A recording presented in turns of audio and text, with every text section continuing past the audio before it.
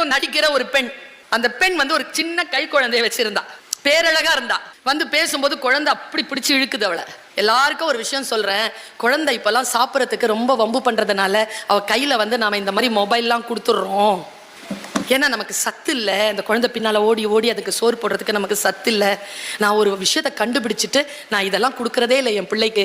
நானே அந்த குழந்தைக்கு அது எவ்வளோ ஓடி திரிந்தாலும் சோறு ஊட்டுகிறேன், அந்த ரகசியத்தை சொல்கிறேன்னு சொன்னான். சொல்லுமான்னு பார்த்துட்டே இருந்தேன். அவ என்ன சொன்னா தெரியுமா? குழந்தைங்கள்லாம் முதல்ல சாப்பிடட்டும், அது தூங்குனதுக்கு அப்புறமா நாம சாப்பிடலான்னு நினைச்சிங்கன்னா முடியாது.